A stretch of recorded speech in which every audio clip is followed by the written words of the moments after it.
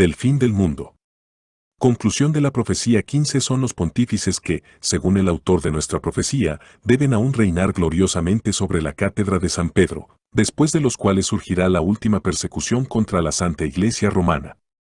Entonces ocupará aquella sede Pedro II, muchas y grandes serán las tribulaciones que agitarán el rebaño de Jesucristo, y, terminadas estas, la ciudad de los 7 montes será destruida, y el juez tremendo juzgará a su pueblo.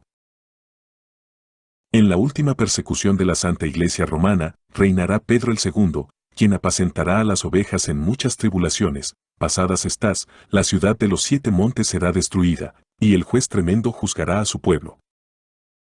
Esta simplicidad y precisión de términos ha hecho que muchos consideren la profecía como totalmente apócrifa e indigna del carácter de las revelaciones celestiales. Siguiendo el cómputo del profeta no es difícil, dicen los críticos, prever y determinar el tiempo en que debería acontecer la disolución general del universo. Cosa temeraria, peligrosa y atrevida, que se enfrenta directamente a los oráculos de la sabiduría divina, la cual ha querido que permaneciese oculta en el más impenetrable secreto. La época de un acontecimiento tan grande, del día o de la hora, nadie sabe, sino el Padre. Marcos 13:32, Guglielmo Burio, entre otros, quien recientemente ha compilado un resumen cronológico de los pontífices romanos. En la introducción de su obra menciona la profecía de los papas atribuida a San Malaquías, pero no logra entender cómo alguien ha podido dar crédito a un escrito semejante, que llega a definir aquello que Dios ha manifestado que jamás revelaría. Nosotros, sin embargo, sin dar importancia a vagas contradicciones que, desde el momento en que se basan en datos falsos y en hipótesis irracionales, no merecen la pena de ser refutadas, venimos a demostrar que no es cierto en absoluto que la profecía de los papas anuncie definitivamente el fin del mundo, sino que, por el contrario, el modo en que éste es anunciado en la profecía no es más que justo y conforme con lo que enseñan las divinas escrituras. Así, al mismo tiempo, tenemos la intención de defender la causa de la profecía, mostrando que su probable autenticidad no sufre en esta parte el menor perjuicio, y de presentar al lector discreto algunas observaciones particulares sobre un tema tan interesante como es el fin del mundo, tema tratado por pocos y descuidado por muchos, aunque Jesucristo se haya preocupado tanto por instruir a sus discípulos respecto a las circunstancias que deberán preceder y acompañar su segunda venida. No cabe duda de que, entre todos los libros proféticos de la Sagrada Escritura, el que más propiamente se refiere a los últimos tiempos del mundo es el Apocalipsis. El apóstol y evangelista San Juan fue quien recibió de Dios esta admirable visión sobre las cosas futuras, mientras se encontraba relegado en la isla de Patmos, debido a la persecución contra la Iglesia en el año 94 de Jesucristo, bajo el imperio de Domiciano. San Agustín, en La Ciudad de Dios, libro 20, capítulo 3, no duda en afirmar, basándose en la autoridad de otros padres, que el Apocalipsis abarca todo el tiempo que debe transcurrir desde la primera venida de Cristo hasta la segunda, que ocurrirá al final de los siglos. Por tanto, aquello que pertenece de manera más particular a nuestro tema, lo encontramos en el capítulo 20, del cual se ofrecerá aquí la traducción literal realizada por el doctísimo Monseñor Antonio Martini, arzobispo de Florencia. Florencia, para que, según la interpretación que ha sido hecha por los comentaristas más acreditados, puedan confrontarse las expresiones de nuestra profecía, vi a un ángel descender del cielo, que tenía la llave del abismo y una gran cadena en la mano. Y él prendió al dragón, aquella serpiente antigua, que es el diablo y Satanás, y lo ató por 1000 años. Y lo arrojó al abismo, lo encerró y puso un sello sobre él, para que no engañase más a las naciones hasta que se cumplieran los 1000 años. Después de esto debe ser soltado por un poco de tiempo.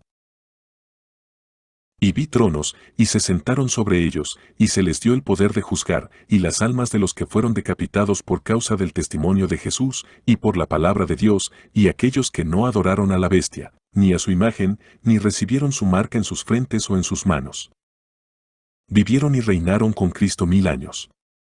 Los demás muertos no volvieron a vivir hasta que se cumplieron los 1000 años. Esta es la primera resurrección. Bienaventurado y santo el que tiene parte en la primera resurrección, sobre estos no tiene poder la segunda muerte, sino que serán sacerdotes de Dios y de Cristo, y reinarán con él 1000 años.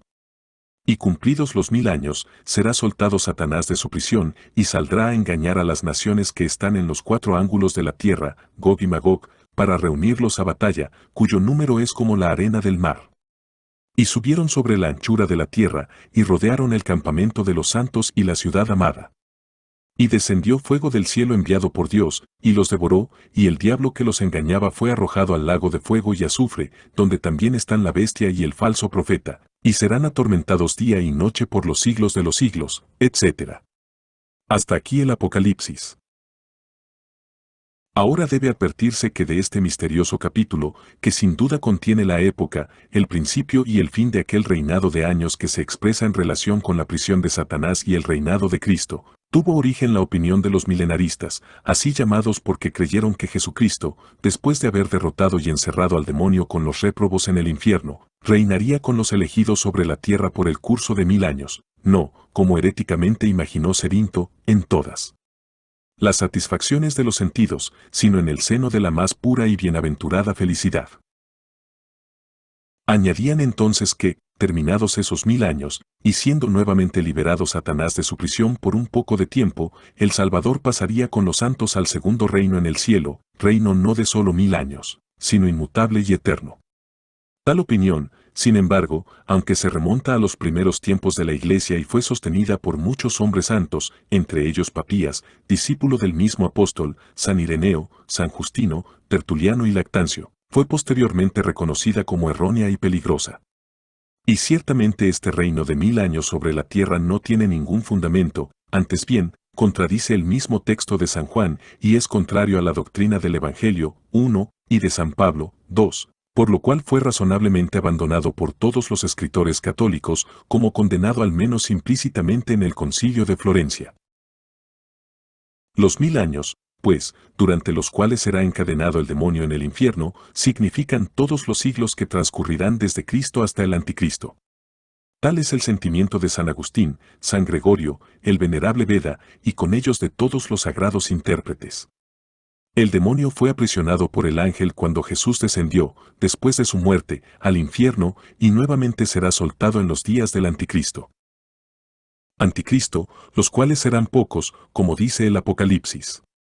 La prisión del demonio durará 1000 años. El apóstol puso un número definido para lo indefinido, como queriendo decir que, 2000 años después de la redención, el mundo no habría llegado. Esta es la explicación más probable y común que ha surgido del mencionado capítulo, y es precisamente la que ahora pretendemos exponer y dilucidar con la autoridad de los expositores, con la misma cautela y respeto con los que se debe tratar un tema envuelto en la oscura sacralidad de los misterios divinos. A algunos les ha parecido que no sin razón ha sido repetido 2 veces por San Juan, que el reino de Jesucristo sobre la tierra subsistiría 1000 años y reinaron con Cristo por 1000 años, vers. 4, y con él reinarán por 1000 años, vers. 6, pero que justamente con esta repetición quería él simbólicamente indicar que su duración sería de 2000. Aunque tal conjetura no deba ser desestimada, de la cual se ofrecen varios ejemplos en los comentarios de las Sagradas Escrituras, no es aquí donde se apoya nuestra opinión. La tradición universal, que la resistencia del mundo debe durar 6000 años, es el principal fundamento y sostén de la comprensión de las palabras del Apocalipsis. Examinémosla y veamos todo su valor. El mundo fue creado en 6 días. Este número fue la figura de su duración, porque, como dice San Pedro, 1000 años son a los ojos del Señor como un día, 1. Estos días en el texto hebreo son distinguidos por Alep, una letra que según el carácter de esa lengua, en la cual todas las letras son numerales, significa 1000. Igual a creabiteus coelum y terrama de sex Alep igual a casi diciéndolo figurativamente 6 veces 1000. Por lo tanto, como en el séptimo día Dios descansó de la obra de la creación, así después de los 6 días del tiempo y del siglo, sucederá el séptimo de la bendita quietud después de la resurrección general en el cielo, es decir, según la expresión de los padres, el séptimo milenio de la eternidad, 1. Tal sentimiento es común entre aquellos que con loable empeño se aplicaron a rastrear el sentido místico de los libros sagrados, y también validado por muchas otras observaciones similares. Por ejemplo, los 6 primeros padres de la generación humana, Adán, Set, Enos, Cainán, Malael y Jared sucumbieron a la ley universal de la muerte, el séptimo Enoc fue excluido, y fue trasladado vivo al cielo, así, después de los 6 milenios, en los cuales tendrá toda su fuerza el trabajo y la muerte, tendrá lugar la vida tranquila e inmortal, 2. En el capítulo 6 de Génesis se fija por Dios la vida del hombre en 120 años. Considerados estos como años grandes o mosaicos que están compuestos de 50, se deduce el cómputo de 6000. Además, San Juan en el mismo capítulo del Apocalipsis repite expresamente 6 veces 1000 años, símbolo suficientemente preciso de la duración del mundo. Pero sería demasiado largo y superfluo traer todas las pruebas necesarias para confirmar esta exposición alegórica, ya que pueden encontrar más o menos credibilidad entre los eruditos, y quien desee tenerlas puede consultar directamente a aquellos que han tratado este tema. 1. En segundo lugar, hay 3 leyes que fueron dadas sucesivamente por Dios a los hombres. La primera fue la ley de la naturaleza, la cual tuvo vigencia desde Adán hasta Abraham, quien instituyó por mandato divino la circuncisión, que puede considerarse el principio y la señal de la ley mosaica, y su duración fue de 2000 años. Dios de tiempo ocupó la ley mosaica, dicha de otro modo, ley escrita, ya que 2000 años se cuentan desde Abraham hasta el nacimiento de Jesucristo. Así también durará 2000 años la tercera y última ley de gracia, desde la venida del Redentor hasta la consumación de los siglos. Figura de esto fue la orden dada por Dios a Josué, que en el paso del Jordán el arca del Señor, 1, debía estar a 2000 codos de distancia del pueblo, para significar que igualmente pasaría el mismo número de años, en los cuales los hombres no verían sino de lejos, es decir, como en una cima, y como por espejo, el arca y los sagrados misterios que en ella se encierran, después de los cuales podrían contemplarla de cerca, cara a cara, en la tierra prometida, en la bienaventurada eternidad del ciclo. En tercer lugar, se presenta la autoridad de un número grandísimo de escritores sagrados, tanto profanos de todas las épocas como de todas las naciones, los cuales han abrazado y sostenido la opinión de que el mundo debe durar 6000 años. Quien desee satisfacer su curiosidad, puede recurrir a la disertación del erudísimo P. Agustino Calmot, de la cual podrá obtener un largo catálogo de aquellos que con mayor credibilidad han defendido esta teoría. Nosotros nos restringiremos a unos pocos. Y antes que todos, San Agustín, explicando los 1000 años del Apocalipsis en el mismo capítulo del que más arriba hemos citado la traducción, así se expresa. 1.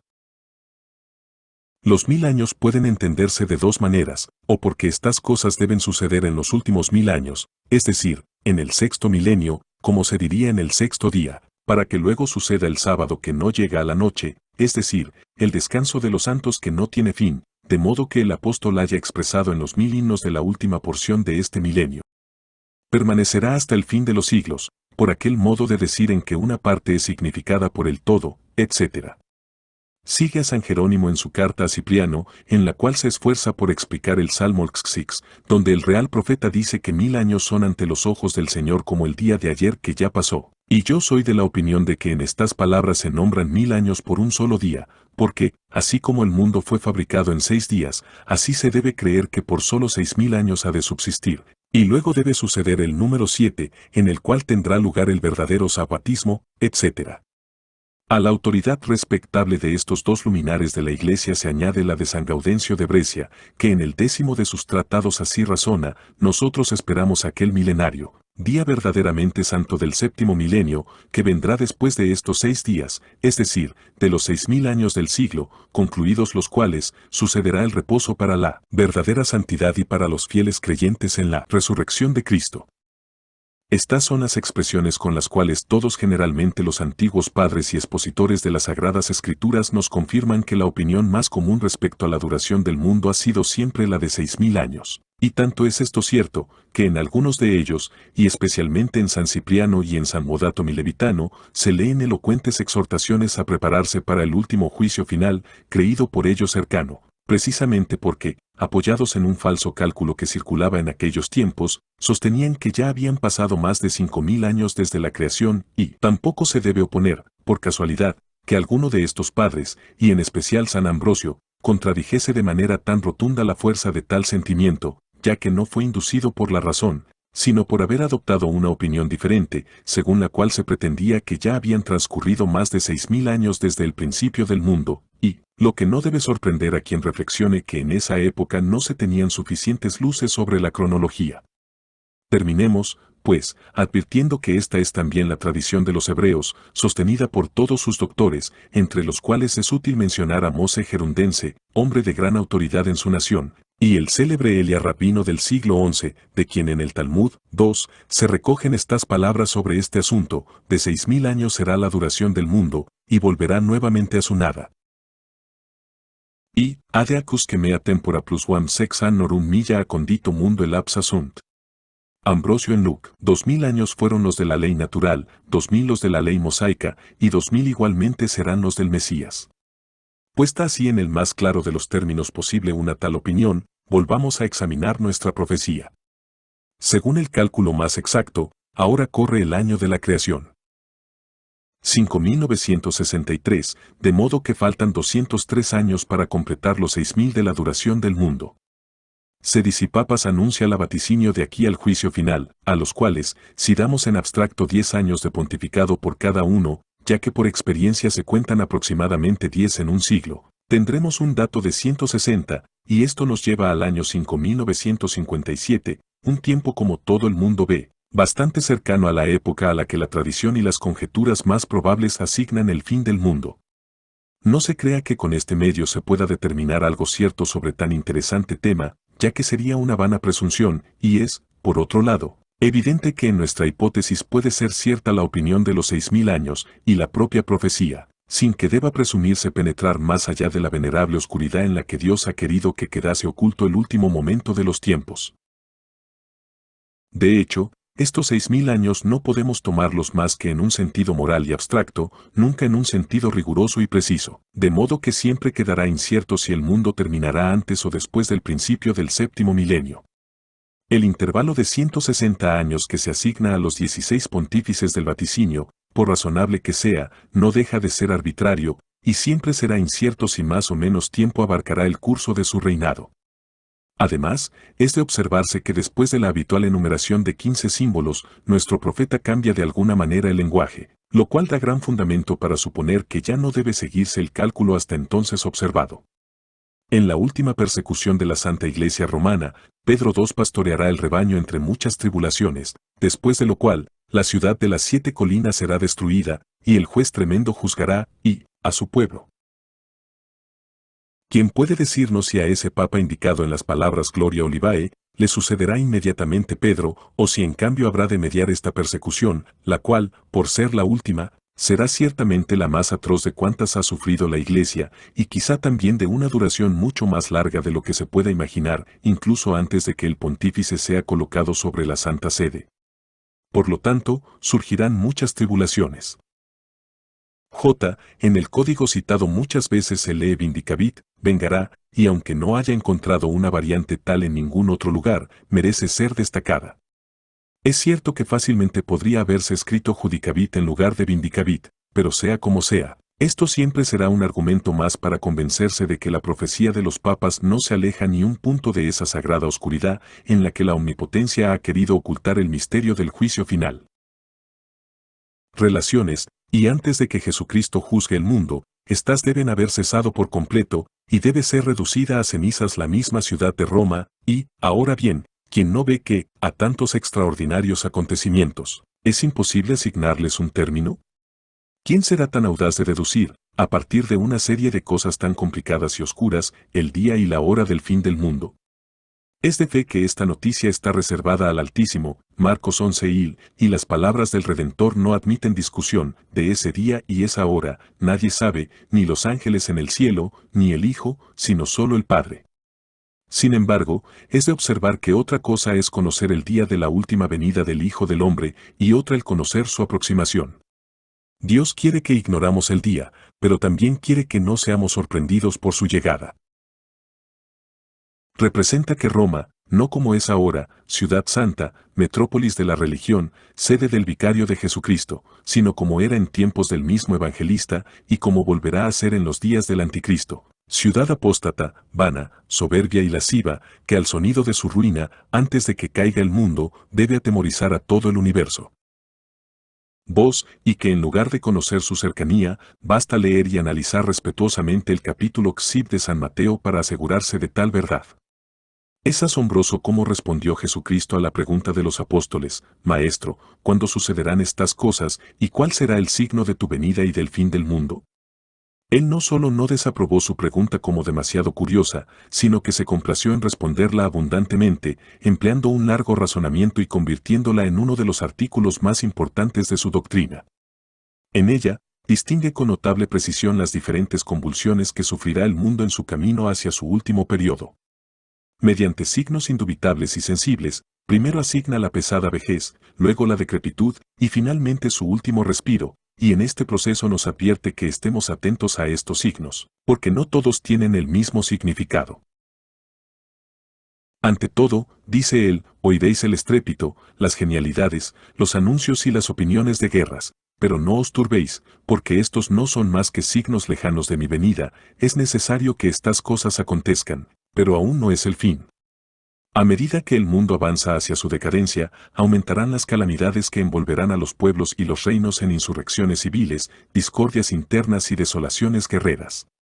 Luego, afligirán la tierra las pestes, las hambrunas y los terremotos, pero estos, aunque son signos menos lejanos, no son más que principios de mayores desdichas, estos, sin embargo, son los inicios de los dolores. Alrededor de estos mismos tiempos surgirán falsos sabios, astutos impostores, y aquellos que con sus doctrinas engañosas llegarán a seducir a muchos y a propagar sus desdichados sistemas. Entonces la iniquidad tomará vigor, y se enfriará la caridad y la religión, de modo que cuando venga el Hijo del Hombre, apenas encontrará fe en la tierra. Los hombres. Entonces, armados con la más fuerte perseverancia, protegiéndose contra la seducción y el vicio, miren que nadie los seduzca. Verificados estos acontecimientos con una sucesión variada de tiempos, aquí están los signos de la inminente consumación de los siglos. Predicado mi evangelio en toda la tierra, comenzará la abominación, según la profecía de Daniel, a invadir el lugar santo. Entonces, se desatará en la iglesia la última y más feroz persecución por obra de aquellos que se presentarán como profetas y como Cristos, y realizarán también prodigios. Entonces, será inminente el fin del mundo, entonces vendrá la consumación. Porque aparecerán inmediatamente los signos más cercanos y visibles en el cielo, donde el sol, la luna, las estrellas y todo el sistema celestial estarán en revolución y desorden. Después de eso, enviados los ángeles a anunciar a los hombres que resuciten y comparezcan al juicio, descenderá el Hijo del Hombre precedido por su señal, que es la cruz, y todo habrá terminado. Jesucristo lo dijo de su propia boca. Ahora bien, como no puede darse una predicción más clara y detallada de todos los últimos acontecimientos del mundo, tampoco puede existir un argumento más cierto que este para deducir la máxima preocupación del Salvador, para que estemos atentamente observando estos tiempos. Así que justifiquemos nuestro sentimiento, dado que son engañados aquellos que, bajo el pretexto de que Dios ha reservado para su sola cognición el día de sus venganzas, se abandonan a una funesta indiferencia. Sin embargo, no será difícil para nuestros lectores que como prueba mayor de lo que se ha dicho hasta aquí, agregamos la observación de un autor moderno que escribió una carta sobre la cercanía del fin del mundo, publicada en Fermo en 1790. Este juicioso escritor muestra haber realizado un estudio particular sobre los antiguos profetas, especialmente sobre Daniel y Ezequiel, de los cuales deduce que estamos avanzando a grandes pasos hacia esta época. Sería demasiado largo citar los argumentos que sirven de base y apoyo a su opinión. Baste solo notar que todos los cálculos que él ha hecho coinciden en señalar el fin del mundo hacia el final del próximo siglo futuro. Tal vez parecerá extraño este sentimiento porque es nuevo en sí mismo y hasta ahora inaudito, pero si se leen con atención y se examinan las razones con las que acompaña sus cálculos y conjeturas, pierden gran parte de esa improbabilidad que presentan a primera vista. Así le pareció a un tal de Francisco Gucuara, quien con las imprentas de Fulgino publicó una respuesta contra esa obra, pero lamentamos ver que él pretendió mucho sin llegar a ninguna conclusión. Se debió advertir que el anónimo ha tomado la mayor parte de sus reflexiones de la disertación del célebre M. Rondet. Y, M. Ronde, intérprete de la lengua santa, sobre la llamada de los hebreos, y que es bien difícil refutar los razonamientos de ese gran hombre. Él observa, primeramente, que la bestia del capítulo 13 del Apocalipsis es figura del imperio maometano, y que, dado que debe hacer guerra a los santos durante 42 meses, considerados estos como periodos de 30 años, según la forma de contar en esa nación, nos da un total de 1200, lo que indica que la duración de ese reino, comenzado alrededor del año 630, llevará hasta el 1800 de la era vulgar. A este cálculo se combina perfectamente el otro deducido del capítulo 7 de Daniel, donde se dice que el pequeño cuerno, también figura del imperio maometano, se habría elevado sobre los demás, y habría dominado hasta un tiempo, 2 tiempos, y la mitad de un tiempo. De hecho, tomando estos 3 tiempos y medio, en la mayor extensión posible, es decir, como tiempos cuyos días sean años, obtenemos una cifra igual a 1260. Y esto no sin razón, porque de este cálculo la Escritura nos da numerosos ejemplos. Así también los 390 días de Ezequiel, durante los cuales debía durar la infidelidad de los hebreos, considerados como años sabáticos, producen 2730, que con la adición de 70 años ordinarios de la última persecución suman 2800. Por lo tanto, reduciendo el origen de esta infidelidad a su época, es decir, a la cisma de las 10 tribus ocurrido 940 años antes de Jesucristo, se concluye que esta infidelidad debe llegar hasta el 1800. Igualmente, se comparan los 400 años de los cuales habló Dios a Abraham en el capítulo 15 del Génesis. Ya que si su sentido literal se verificó en la esclavitud en Egipto, también el sentido místico puede englobar la duración de la infidelidad de esa nación. Y, de hecho, tomando los 400 años como sabáticos, se obtiene la misma cifra de 2800, que comenzando a contarse, como se dijo antes, 940 años antes de Jesucristo, termina en 1860. ¿Qué más? Un nuevo argumento en confirmación de esta opinión nos lo da la profecía de Oseas, donde se dice que los hijos de Israel estarían sin príncipe durante muchos años. Y como en el alfabeto judío todas las letras son numerales, el señor Rondet ha señalado que en aquellas que componen las palabras del texto Dais Mitos Edebont se encuentra el valor numérico de 1790. Si entonces los hebreos deben estar sin rey durante 1790 años, ¿cuál será la consecuencia? Que, habiendo faltado en ellos el principado hacia el año 70 de la era vulgar, esta privación terminará hacia el 1800. No nos extenderemos más en citar las juiciosas observaciones de ese acreditado escritor y dejaremos a sus obras a aquellos que deseen ocuparse en una lectura, para la cual deberán ciertamente admirar los talentos del autor y sentir un íntimo placer al ver en tantas formas repetidas las épocas de los grandes acontecimientos que más de cerca presagian la última desolación del mundo. Ahora volvamos a echar un vistazo a la profecía de los papas y concluyamos. Esta, con sus oscuros símbolos, lejos de determinar ninguna certeza sobre el fin del mundo, predice con signos remotos su acercamiento. Esto no contradice en ningún modo lo que la fe nos obliga a creer respecto a tan importante tema, ni a lo que nos ha conservado la tradición. Ella predice, desde hoy, 16 papas antes de que se complete el curso de los siglos, pero no de tal manera que puedan deducirse consecuencias temerarias. El cómputo que nos presenta lleva hacia el término del sexto milenio desde la creación, y este cómputo mismo coincide con la opinión universal, que la duración del mundo debe ser de 6000 años, una opinión que sostiene. Mantenida con empeño y con decoro desde tiempos más antiguos, y por los hombres más iluminados. Muchas de las misteriosas visiones de las divinas escrituras parecen concurrir para dar un mayor peso a este sentimiento. En una palabra, la profecía de los papas anuncia que el mundo se encamina hacia su disolución. Los símbolos hasta ahora verificadas admiten algún grado de probabilidad para lo restante. Así, sin abandonar jamás la idea de conjetura y de hipótesis, los lectores no podrán, por ventura, considerar la profecía atribuida a San Malachía como un escrito totalmente apócrifo e indigno de sus observaciones. Fin.